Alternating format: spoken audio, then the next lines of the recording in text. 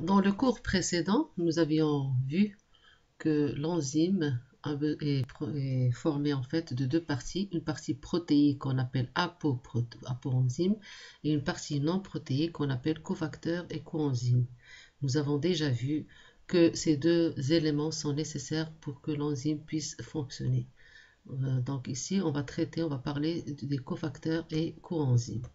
Les cofacteurs ou bien coenzymes, ce sont donc des petites molécules organiques ou organométalliques associées à la coenzyme et dont la présence est nécessaire pour l'activité catalytique de l'enzyme. Donc à ne pas confondre, la partie apoenzyme, elle est nécessaire ou bien elle est responsable de la spécificité de l'enzyme, mais là, le cofacteur ou bien coenzyme est donc nécessaire pour que l'enzyme puisse fonctionner. Donc, on va voir qu'il y a deux types de cofacteurs. Il y a ce qu'on appelle les proenzymes et les groupements prosthétiques. Ceux-ci dépendent, donc ces deux types, ils dépendent du degré de dissociation du cofacteur de la partie protéique de l'enzyme. Ainsi,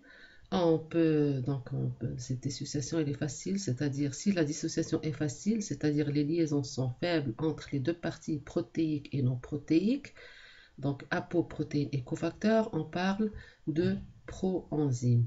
Mais si la dissociation est difficile ou bien, il n'y a pas de possibilité de dissociation entre les deux parties, on parle de groupe prosthétique ou bien groupement prosthétique. Donc, ceci permet de distinguer deux types de cofacteurs. Les cofacteurs impliqués dans les réactions d'oxydoréduction, les cofacteurs impliqués dans les réactions de transfert. On a deux grandes classes de cofacteurs.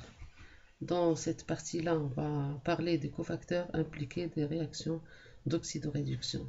Alors, on ne va pas traiter tous les cofacteurs, mais juste à votre niveau, on va traiter quelques-uns qu'on va voir tout de suite. Dans ce groupe-là, on trouve ce qu'on appelle les coenzymes pyridiques. Vous savez tous c'est quoi une pyridine. On l'a déjà vu en biochimie structurale. Alors, on peut citer la NAD, nicotinamide adénine dinucléotide. C'est un dérivé d'une vitamine amide nicotinique. NADP, nicotinamide adénine dinucléotide phosphate. Donc, on va voir tout de suite la structure, mais sinon, déjà, vous connaissez c'est quoi nicotinamide adénine, c'est la base du nucléotide. Vous connaissez c'est quoi un nucléotide. Donc, ce sont des dérivés d'une vitamine qui est amide nicotinique. NADP, c'est la même chose, mais avec un phosphate en plus. Donc, voilà la structure. Alors, ici, donc la structure de NAD+, donc voilà la vitamine PP ou bien l'amide nicotinique qui va nous donner la NAD+. Donc là, c'est la forme oxydée. Pour la NADP, c'est la même structure, mais avec NAD+. Vous avez une autre structure sur votre polycope, donc n'hésitez pas à regarder cette structure. Ici, bien sûr, vous reconnaissez le sucre, vous reconnaissez la base, donc ici la base, ici, vous reconnaissez la base, le sucre, et vous reconnaissez diphosphates, il y a deux phosphates, et ici, bien sûr, il y a l'amide nicotinique. Ça, c'est la forme oxydée de NAD ou bien la forme oxydée de NADP. Bien sûr, on va donc donner quelques propriétés de cette NAD ou bien NADP. Les NAD elles sont thermostables. Et ça veut dire thermostable, c'est-à-dire qu'ils sont stables à la température. Ils ne sont pas auto-oxydables. Rappelez-vous que ce qu'on a vu ici dans la partie, la structure ici qu'on a donnée, on a donné la forme oxydée. Donc, ici dans les propriétés, elles ne sont pas auto-oxydables, c'est-à-dire ils ont besoin d'une autre réaction qui va permettre de les réoxyder. Ils sont incolores, ils n'absorbent pas, mais ils absorbent dans l'UV grâce à la présence des deux bases NAD et NADH. Généralement, le NAD est utilisé dans la réaction de catabolisme. À chaque fois qu'il intervient, il se trouve sous forme NADH plus H+. Il doit donc être constamment réoxydé par plusieurs moyens. C'est-à-dire, qu'est-ce qu'on peut retenir de ça? C'est que NAD, il intervient sous la forme oxydée, sous la forme NAD, Il est utilisé dans la réaction par la forme oxydée, dans les réactions de catabolisme que vous allez voir dans le cours de métabolisme. Mais à chaque fois qu'ils interviennent, ils vont se retrouver sous la forme NADH plus H+, c'est-à-dire ils vont être réduites et par conséquent, ils doivent être réoxydés pour qu'ils puissent être utilisés par d'autres réactions. Donc par exemple, on va donner donc un exemple, donc par exemple, comment ils vont être réoxydés par l'intermédiaire d'une autre déshydrogénase. Ceci se fait dans cette réaction, elle se fait fréquemment dans le cas, donc se fait fréquemment dans le cas de la dihydrogénase et se fait dans le cytosol.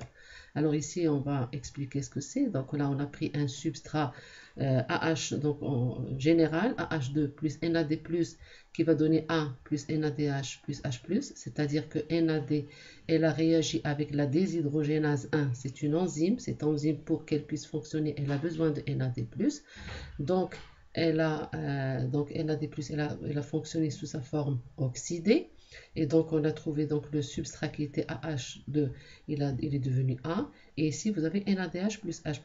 Cette NADH plus H+, elle ne va pas rester comme ça. Cette réaction va être couplée à une autre réaction, admettons P, qui va donner P plus NADH plus H+, va donner PH2 plus NAD+. Et bien sûr, ce sont deux réactions qui sont toujours couplées et que toujours NAD+, elle intervient sous sa forme oxydée et toujours ils ont besoin d'une autre déshydrogénase pour pouvoir la rendre encore réductrice. D'accord? Donc pour l'absorption, ça c'est une propriété qu'il faut bien retenir, c'est que quand on a étudié le spectre d'absorption, donc DO en fonction de la longueur d'onde en nanomètres, donc on voit qu'il y a que ce spectre il est différent s'il s'agit de NAD+, ou bien s'il s'agit de NADH plus H+. Quand il s'agit de NAD+, qui est la forme oxydée qui réagit avec les réactions de catabolisme, on a un lambda max qui est de 259 nanomètres et un coefficient moléculaire d'extinction de 18700. Mais on a un seul lambda max.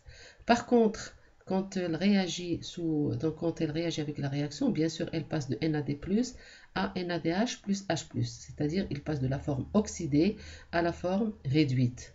Dans la forme réduite, on note qu'il y a deux maximums dans ce spectre d'absorption. Il y a un maximum qui est le même que celui ici, qui est à 259 nanomètres, mais on a un autre maximum qui est vers NADH plus H+. Donc cette propriété est très importante dans l'étude en enzymologie, c'est-à-dire qu'on peut suivre l'évolution d'une enzyme juste en suivant cette absorption. Si on trouve qu'il y a de maximum d'absorption, on sait qu'on a la forme réduite, et si on a un seul, on sait qu'on a la forme oxydée de NAD.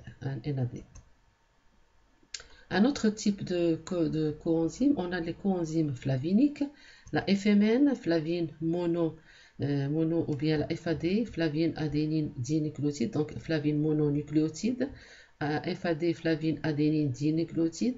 Donc normalement, ce qui est nouveau pour vous, c'est flavine, mais sinon adénine nucléotide ici ou bien dinucléotide, vous connaissez ce que c'est. Alors ces deux cofacteurs sont fortement associés aux enzymes déshydrogénases. Ce sont ce qu'on appelle des flavoprotéines. Ce sont donc des groupements prostétiques. On a déjà vu c'est quoi la différence entre groupement prostétique et donc c'est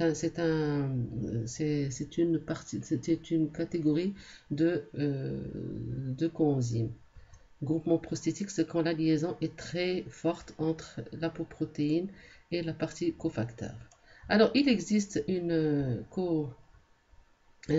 flavoprotéine très importante, elle est trouvée dans les mitochondries, c'est NADPH déshydrogénase, c'est une flavoprotéine dont le cofacteur est le FMN. FMN, c'est flavomonoprotéine. Elle permet donc la réoxydation du NADH.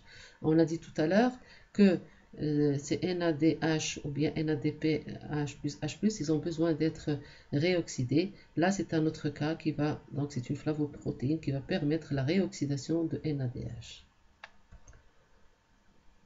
On a donc ces coenzymes flaviniques, elles interviennent donc on a dit pour les déshydrogénases, pour la succinate déshydrogénase que vous allez voir dans le cycle de Krebs. Il y a l'acyle S-CoA-ADH, enzyme intervenant dans la dégradation des acides gras. Donc tout ça, ce sont des exemples où il y a des coenzymes flaviniques qui interviennent avec ces enzymes-là.